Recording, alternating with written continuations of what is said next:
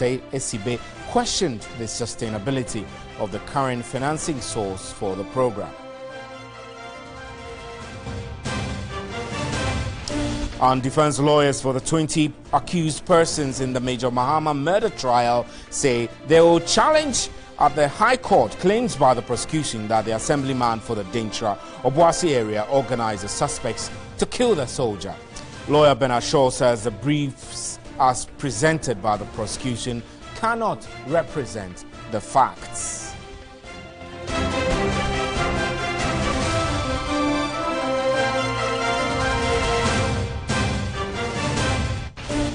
And Parliament has announced a 15% salary increment for all of its staff. The Speaker, Professor Michael Quay, says a decision was taken by the Parliamentary Service Board. He made the announcement during his closing remarks to end the second meeting of the 7th Parliament.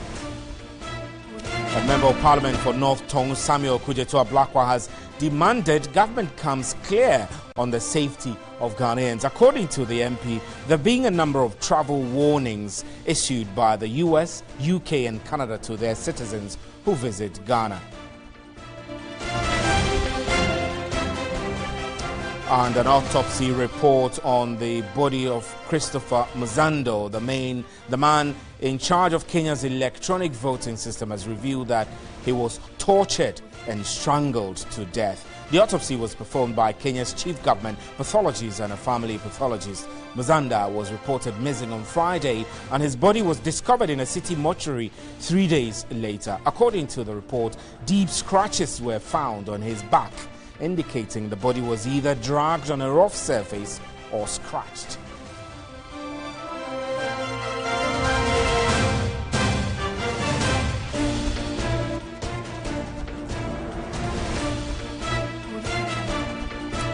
Just coming in, the International Court of Arbitration of the International Chamber of Commerce, ICC, has rejected a petition by Ghanaian businessman Alfred Woyome concerning a 51 million judgment debt saga. The court decided that the petition would not proceed per Article 6.4 of its arbitration rule. We'll bring you details in subsequent news programs and on our website, 3news.com.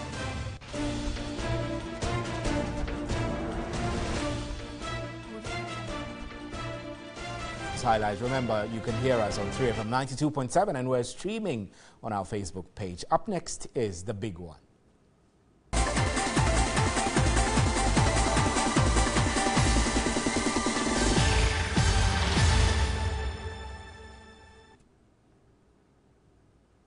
Welcome back. Now, Member of Parliament for North Tong, Samuel Asiedu-Dartey, has demanded government comes clear on the safety of Ghanaians. According to the MP, there have been a number of travel warnings issued by the US, UK and Canada to their citizens who visit Ghana. The North Tong MP said the US, Canada and the UK have pointed to an increase in pickpocketing, extorting from police officers at checkpoints and fraud in the West African country. He said Canada, for instance, warned its citizens traveling to Ghana of an imminent terror attack. The Canadian government is saying, and I read, there is a threat of terrorism. Terrorist targets could include shopping malls, government buildings, public areas such as bars, restaurants, hotels, and sites frequented by Westerners. Be aware of your surroundings in public places. If the Canadians are saying that there's a looming terrorism threat, is the Ghanaian government aware? And if they are aware, what are they doing about it? Right, we have been joined on the telephone lines now by Professor Vladimir Danso, who is an international relations expert and is also the Director of Academic Affairs at the Ghana Armed Forces Command College. Prof, good evening. We're grateful for your time. In 2015 and 2016, we saw terrorist attacks in Cote d'Ivoire, Burkina Faso, and Mali targeting beaches, beach resorts and hotels, cafes and restaurants that were visited by foreigners. So this threat issued by UK, US, Canada Is it something that we should treat as really worrying, or we should just take it as it is, just advisory to its citizens? Well, I must confess I haven't read it, I haven't seen it, I traveled, I haven't seen it. But be it as it may, coming from a member of parliament, we must take it as serious as it is. In the first place, yes, each country has the very variables they use in checking such threats. And so if the UK, Canada, and the US are warning, then we must take it as serious as that. But I don't think that it is just easy just to blow it into the air and say this is what they are saying and what is the government doing about it. By this time, if it is true, they shall have shared the information with the security agencies. They shall have informed already the intelligence agencies we have in Ghana to collaborate with them, because if indeed there's going to be a terror attack, they may not be attacking my village. They will be attacking places where their enemies are, including the U.S. citizens and other people like that. So we don't have to panic yet. I think the intelligence agencies might know by now. The Ministry of Interior must know by now, and they may be taking the necessary measures. The only thing they have to do is also to educate us as to what we should do as citizens. And so we should treat it as a serious thing if it is true. And I bet you by this time our intelligence agencies know about it. I know that the free movement of goods and services, an integral part of the ECOWAS treaty, allows a lot of foreign nationals to be in our country, even including some of those children who are begging on the streets. Do you suggest that perhaps government and our security agencies should be rounding up those who have violated the terms of their stay and sending them back? No, the point is I've written some articles about this. I'm saying that there are minor things that we don't consider as security threats. They include the very people you're talking about, the minors and their mothers who cross the borders without any documents and who come to our country. They include also those Nigerians and other nationals from Mali who are selling bags and belts and other things on our streets. They may be the conduit through which the terrorists may act, one way or the other. And so I've always said that these are also parts of the security threat. But it's not a question of only rounding them up. It's a question of how do you allow them in and why were they allowed in. The ECOWAS protocol doesn't mean that you could take your bag and cross the border. It's not true. You need to show your passport and show your citizenship. You should know where you're coming from. And immigration will have to let immigration know where you're going to stay. So it is us, we, who have made it possible for such persons to flood our countries without anything. So we need to take it very seriously. I know that some of the things that were said to have been written in that advisory by the Canadians included, for example, that pickpocketing is on the rise and there are incidents of police extortion at checkpoints, and then there are instances of thieves who carry firearms. These are a true reflection of what's happening in our country. What would you say citizens should be doing in order to bring themselves to a more security awareness consciousness? I have always said that this country is not security conscious at all. And in the first place, pickpocketing is everywhere. It's in America, it's in everywhere. But these are symptoms of the lawlessness, But the point is, I have always said that where there is too much where there is corruption is very high and lawlessness is also very high, terrorism can strike at any time. I've said this 1 million times on various fora. And I want to stress it again, that we have a lot of lawlessness in Ghana and we have a lot of corruption in Ghana. The blend of these two creates the fertile ground for terrorists to attack, in the sense that they will see that we are not security conscious. So anything that is going on untoward will be taken as a part of lawlessness. And so these are the things we should work against. Taking the law into our own hands, mob actions, extortions, all kinds of lawlessness, from the ordinary streets to the doorsteps of the presidency. We have had instances of lawlessness years back and now. So these are the things we need to work on, because these are the things that create the fertile grounds for anything untoward to happen to a country.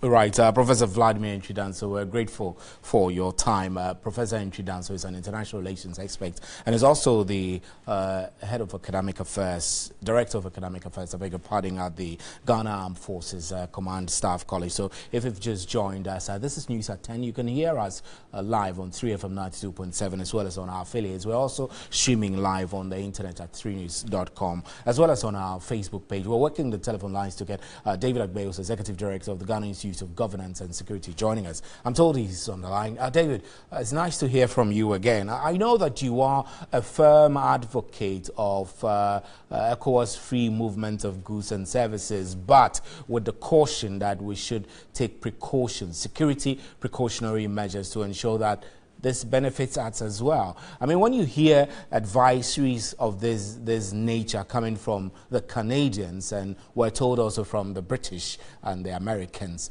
should we sit back and worry that perhaps we're not being diligent enough with our internal security?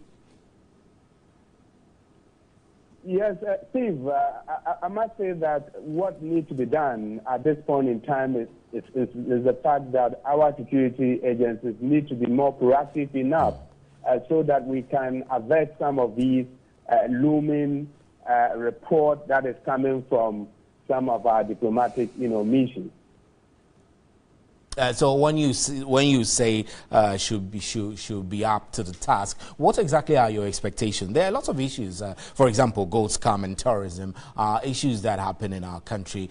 Thieves carry firearms. These are fair assessments of what exactly is happening in our country. So why do we see this as new, as a new threat, or as a new, I don't know how to describe it, but we're used to police extortion, we're used to pickpocketing and all of that. So this is not exactly new. Yes, it is not new, but then this is a statement which is coming from a diplomatic, mission. They used to, issue some of these reports to their citizens periodically, in that they do visit our country to, for terrorism purposes and other business activities. And so they are quite cautious to send a signal to their citizens that if you want to visit Ghana or West African, sub-regions, these are the looming, threats. And so they need to be, extra careful. And so whilst we are citizens of this country, what do we need to do? What do we have to, put in place so that we can avert some of these, crises looming around the West Africa sub-region? So preventive mechanism is the key at this point in time. And I do believe that our security agencies are not sleeping, but then when some of these reports come, they need to digest it and put in mechanisms such that we will be more proactive enough. Because some of these things, we do know that even in Kenya, look at what happened to Kofi Awono. He was attacked, at a shopping mall. And so they always want to cause a surprise. So any place that is quite densely populated or people do visit there frequently, they always want to strike there. And so this is a warning signal to all of us. And so managing security in a wider, context, preventive measures is a key. Right, David, we're grateful for your time. Thank you very much. David Agbe is Executive Director of the Ghana Institute of Governance and Security. This is still News at 10.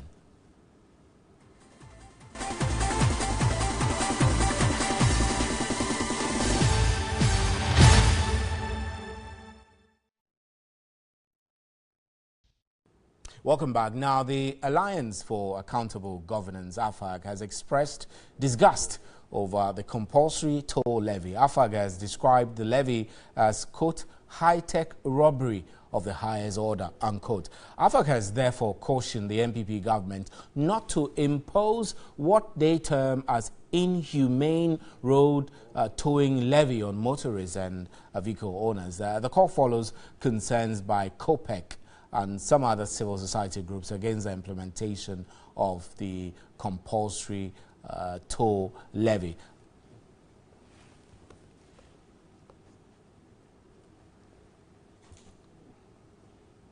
Right, let's get onto Skype now and speak with AFAC. We have Davis Opoku Ansa, Director of Operations of AFAC. Davis, good evening, sir. Thank you for your time. Thank you, my brother. So, AFAC, you described the project as high-tech robbery of the highest order, but both sides of Parliament, the Transport Committee, have accepted it. So, the whole House is yet to vote. Why the rush? Why not wait for a vote? Well, first of all, let me say a very good evening to your listeners, your viewers. Just to give it a bit of a background. I mean, this whole towing levy came up somewhere last year, and we are told that Parliament has already given its blessings to it. Its implementation was that brought a bit of difficulty, and the Transport Committee with the Transport Ministry were finding ways at which to resolve the matter. We think that towing service or a towing system in itself is a proper thing as Ghanaians. I mean, we need it. I have had a colleague of mine die through a broken vehicle on our highways.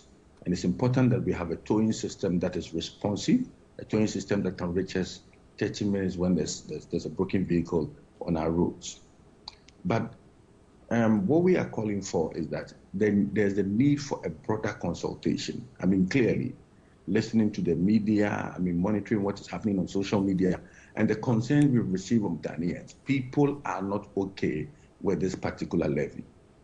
What we are calling on government to do is that with immediate effect, they should withdraw the levy, the implementation of the levy if they have anything of that sort, and also to call civil society groups and various interest groups so that we can all judge and come out with the best solution.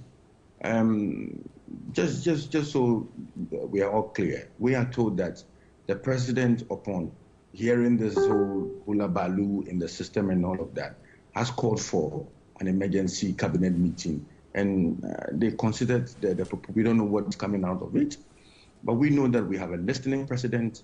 We have a man that is ready to listen to the needs of Ghanaians, and for us, we're excited about it, and we know that this thing will put to halt so that we come up with a better solution for. Now, AFAC, you want the contract to be abrogated. Are you able to tell us exactly why you want this contract abrogated? Well, I think that the world is moving to a stage where we encourage competition. I mean, clearly, I mean, monopolizing this whole project, I mean, handing this whole system to a particular company will not bring forth growth. I mean, so all we are calling for is that the monopoly in the system, I mean, trying to monopolize this whole towing system to say that one particular company should be made to tow vehicles in all 10 regions of our country. It's not right. Let's encourage competition. Open it up. Let's have a management system that is owned by government, so that, I mean, we can welcome companies' private sector participation in the towing system. I mean, this is one area where we could even encourage competition even in the insurance companies. Insurance companies that are providing towing system, 24-hour towing system for their clients would certainly attract a lot of patronage. So these are some of the ways we can all look at, we can all judge to find the best solution for our country. Right. So monopolizing the what you just said about allowing insurance companies to take a central role in the towing space, have you communicated that to the committee? That suggestion? No, we thought that as a civil society group, our thinking was that government was going to invite us to the table, not necessarily government, but Parliament. After the halt, they were going to invite AFAC and other civil society groups like civil society groups. I mean, to come to the table. I mean, we need to come to the table, present forth, I mean, bring forth our suggestions and all of that. That was not done, and we're a bit disappointed in that. we are expecting that government should put a hold on this whole introduction of the levy. Let's all come together, find the best solutions for this towing system. I mean, we do not need to compulsorily tax the Ghanaian to pay for it. We do not need to monopolize the system and say that one particular company will be managing the whole system. It's important that we open it up. Let's have various systems where we can fund the system, not necessarily taxing every Ghanaian, every road user to pay something. I mean, right. The insurance companies can take care of this. Right. AFAG is also giving government a 14-day ultimatum. But like I said, this issue is yet to be passed through a vote in Parliament. But, you know, I reckon that your ultimatum to government is ill-timed. You don't think so? Well, my brother, what we are looking at is just the implementation of the policy. I mean, I think Parliament has done its work. What is left is for government to decide that whether they are going to go by it or not. Right. I mean, I think the stage we are in now, whether we are going to go by the law or not. Clearly, we know that we have a president that listens to his people, and right. we are expecting that this whole policy is withdrawn as soon as possible. Right, Davis, we're grateful for your time. Davis Opokwansa, thank you very much extremely for joining us. Davis Opokwansa is Operations Director of the Alliance for Accountable Governance, AFAG. So away from AFAG, the Alliance for Social Equity and Public Accountability, ASEPA, is calling for a bipartisan parliamentary probe into the allegations between the Electoral Commission Chair and her deputies. Executive Secretary of the group, Thompson Mensah, believes this will reduce the political undertones surrounding the matter as well as enhance transparency. So why are you now petitioning the Chief Justice 8 clear days after the President's approved or constitutionally approved action? Parliament is the only arm of government that has recognized political party representation. If there's a bipartisan committee in Parliament that will look at this case critically and say, okay, we look, because it is not just the petition, okay? There are other surrounding allegations in the public domain, counter accusations from all the top hierarchy of the Electoral Commission. Yes, but those ones, if they border on criminality, the police can take it over. That's what I'm saying. All those issues have to be investigated. And it is based on some of those allegations in the public domain, that is why some people have petitioned the President. So you feel that a bipartisan committee would do a better job than what the CJ is supposed to put in place? Would do a more transparent job. Okay, you do a more transparent job. We are looking at two things in this matter. Transparency, so that everybody will know that, okay, now we are making this call particularly based on the accusations that perhaps the New Patriotic Party have always been against the appointment of Madam Solatosei to the position of EC, and that once they are in power, they will do anything to oust her. And that is where we have a problem, that if there is this kind of allegation in the public domain, it's important to follow the law. But whilst following the law, what are the other considerations that you can do to make sure that when all the surrounding issues come to rest, the people who are going to be affected or who have stakes in this matter would be satisfied with the outcome? Because the Electoral Commission is the backbone of our democracy. And so once there's a problem with the Electoral Commission and people are dissatisfied and people are disgruntled, we are going to have problem with our democracy. And the construction of the Terminal 3 project at the Kotoka International Airport is expected to be completed in 270 days, counting from August 3rd. The $274 million project, when completed, will have the capacity to handle 5 million passengers a year. The new terminal is situated at the round airside stretching to the old airport fire station to the hangar area of the Kotoka International Airport, KIA. The completion of Terminal 3 is to expand facilities at KIA to accommodate the increasing passenger throughput and increasing the number of airlines using KIA. During a tour of Terminal 3, Minister for Aviation Asiedu-Dartey said the project will improve the existing on-ground infrastructure in line with growing international travel demand and position the country as an attractive aviation hub in the sub-region. Next year, God willing, we'll open this edifice as the biggest infrastructure on this compound, and we hope to get more passengers to pass through. This is in line with the vision of the President, Nana Addo Dankwa Akufo-Addo, to make Ghana a destination of choice. Trust us, we will have a maintenance schedule for this beautiful edifice. The African Development Bank, AFDB, has invested as much as $120 million in the T3 project. President of the AFDB thinks the expansion project will help provide jobs. When President Akufo-Addo spoke to me, he was talking of Ghana is back, and I think by the time you have an airport facility that can take 5 million people, passengers a year, that's fantastic. We're very pleased that this will help a lot the economy of Ghana. It will help a lot also in terms of regional integration, and we create a lot of jobs. Minister for Finance Ken Ofori-Atta lauded AFDB for the support. In this type of cooperation, as you can see, leads to things like this being manifested. We've talked a lot about aviation, we've talked about agriculture, we've talked about industry and energy, and I think with the type of performance he's seen here, we are sure to get more funding from him.